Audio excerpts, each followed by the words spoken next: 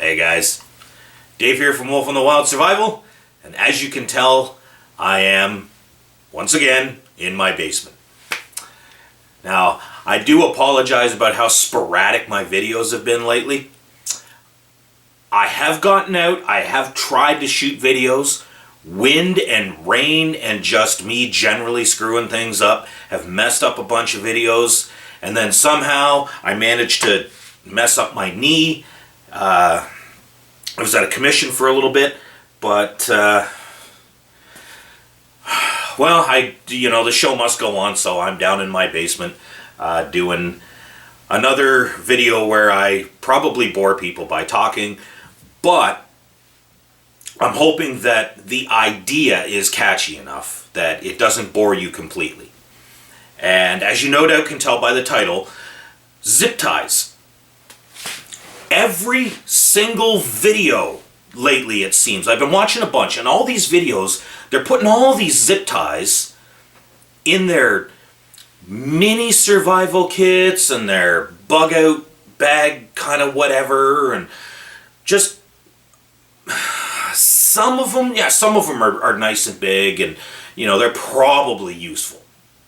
Some of them are teeny tiny little, that I don't like the Altoids tins at all for an all-encompassing survival kit, but why would you put zip ties that are barely the length of a mint tin? What are you going to do with those? And the more I watch a lot of these videos, the more that I'm starting to see that there's a lot of bullshit running around in the bushcrafting and the survival and the bug out community and whatever, where they do these things. They go to one specific store to put together a task kit of some kind or another, like a get home bag, a bug out bag, an urban whatever bag of this or that or whatever. I'm sure it's a fun exercise in theory, but if you're putting together something, you're going to want to access as much resource as you possibly can. You also don't want to waste money, and you don't want to put things into your kit that are not going to be useful to you. You're wasting money and space. Now, that being said, you can no doubt tell by the piles of, it goes all almost to the ceiling over here. I have fallen victim to that mentality as well, of just gathering up all kinds of stuff that stayed in my camp pack or my, whatever for however long, weeks, months, even more than a year, and I never ever used it. And I've sort of whittled things down over the years, and most of it ended up over here. And to be honest, probably I should throw a lot of it out, but, I don't know, maybe I'm developing a hoarder mentality. Anyway, zip ties can be a very, very, very useful thing in certain situations.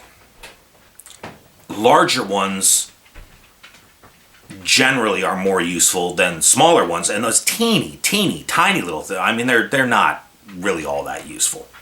They're really not. So what I'm going to show you guys is a way that you can keep the utility of zip ties in your bags and not have to carry around a bunch of useless zip ties in your bag. Now, anybody who is regularly in the woods, like I am, who tends to go camping a lot, just go in for, the heck of it, to go in and bushcraft and play around and kind of do whatever, you tend to end up with a lot of small pieces of whatever your favorite cordage is, whether that be bank line, paracord, whatever. I like paracord because it's the thing that I can get that, as far as size to break strength to cost ratio, that's the best that I can get generally. I don't like to order things online a lot of the time. I do like the number 36 bank line, Tard bank line. It's so hard to get around here. I got to order it from Amazon. It's really expensive to order it to here, and then the last time I tried, they sent me, I think it was number 12 or number 16 bank line, and yeah, that's why I don't like ordering things online. So I have paracord. You can do this with just about anything.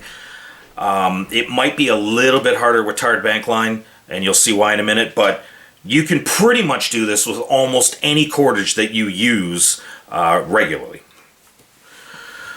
Okay, so first of all, you're going to take your cordage of choice. You're going to put a little knot in the end, the very, very end. The very, very end. That's just going to give you something to hold on to a little bit better. Then you're going to go down, maybe 2-3 inches. You're going to tie another knot.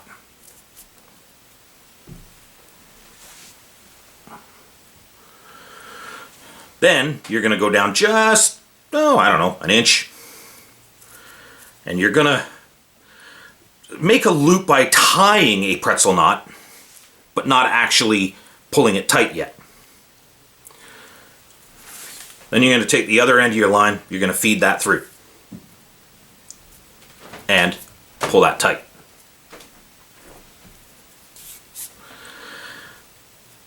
This is what in the bushcraft community, what is commonly called a jam knot. Its proper name, I believe, is an arbor knot. Doesn't really matter what you call it. It just matters that you know how to tie this. All right. Then you take something. Say you've rolled up a sleeping bag and you don't have any stuff sack to put it in, and you just want to secure it down with a couple of, large zip tie type things, or tie it down with some cord, or, kind of whatever. So you're going to take that, you're going to put it around, and then you're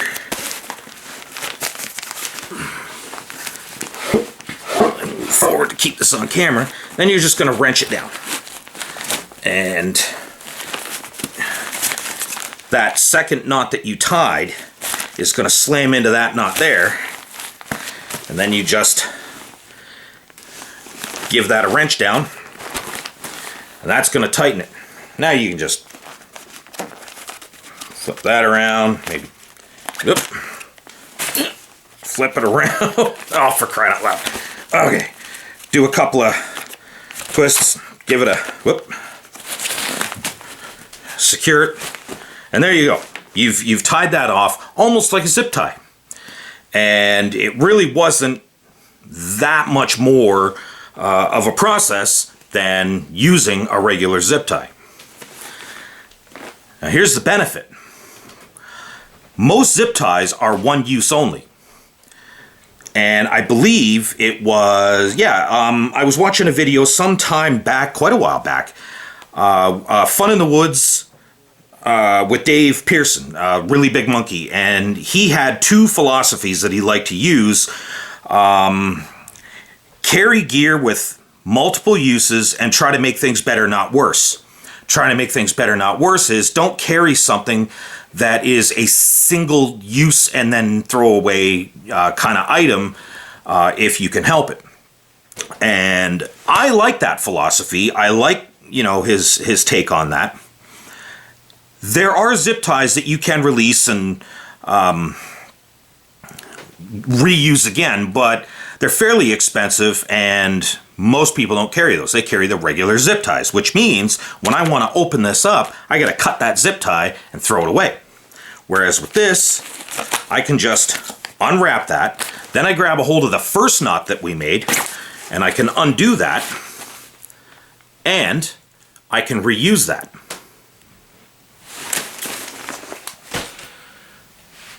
Now, I have seen a number of videos where people use short pieces of paracord as drip lines on the end of their tree straps, on their hammocks. In case it rains, the rain runs down the hammock line, hits the drip line, and goes down and leaks off rather than traveling all the way down the tree strap and soaking the hammock at both ends. I have also seen short pieces where people use them for prusik knots on like their ridge lines and whatnot. And I've also seen shorter pieces of high-vis cord put on guy lines for tents, so that when people are walking past your tent, they see the high-vis cord, they see the cord there, and they don't trip over it or walk into it or whatever. So I would think that most people would have a number of shorter pieces of their cordage in the bottom of their cordage bag, just for the various tasks or whatever. And with, you know, this jam knot, arbor knot deal, you could easily turn almost any length into a usable zip tie that you can then reuse either as a zip tie or something else. You just untie the knots that you put into it, and away you go. But there is something that an application for this that I did want to show you guys, because I feel it is fairly important. Now, I have come across a number of accidents, multiple vehicle accidents with multiple people injured. Now, thankfully, I've never actually had to use any kind of tourniquet, cat tourniquet, on any of those people. But most people don't even carry tourniquets. I mean, even if you have a first aid kit, most people don't even carry tourniquets. And those who do usually don't carry more than one. That could be a problem in a multiple vehicle accident. You never know. I mean, it could possibly happen. So let me bring you down here and give you a bit of an illustration of what I'm talking about. So you make your knots, as described earlier. Bring that around the injured party's leg and feed that through. And then wrench that down. That really doesn't take much pressure. And this is something that you should probably practice on yourself every once in a while. Because I just gave that like a bit of a tug. There's a lot of pressure there, and it actually kind of hurts a little bit. That's all you need. That's all you need. You do not want to go too far with that, because you risk completely cutting everything off. And then, you know, the person might possibly lose a leg. Basically, a good way to go is if there's blood spurting out, sort of wrench that down until there's no more blood spurting out. And that might be a little graphic for some of you, I don't know, but you know what, that's the way it is in emergency first aid, okay? It's not pretty. It's really not. But just that there, you may possibly have saved a life. And now, when they get to the hospital, hopefully somebody there knows a little something about, you know, what you did or whatever. You might want to write a little note, fill out a little report, I don't know, whatever it is you do, and they will know to just give that a quick yank to get that off once they've fixed the cut in the artery. So there you have it, guys. little bit of extra cord that you have laying around in the bottom of your cordage bag or the bottom of your pack or whatever, or even just a hank like that in your first aid kit or whatever. You can, for the most part, replace your zip ties completely with an arbor knot properly applied to a suitable length of cordage. I'm sure that some of you might disagree with me, and I'm sure some of you might come up with some examples where there is no substitute for a zip tie. And you know what? That's totally fine. That's the name of the game.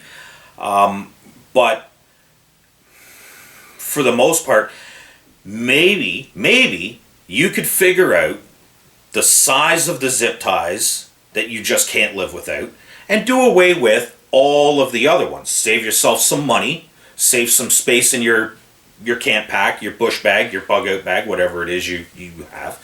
And it might possibly go, that space and money could go to something that maybe you get a slightly better knife. Maybe you get a piece of equipment that you wouldn't otherwise be able to fit in there. It is all generally a trade-off. But,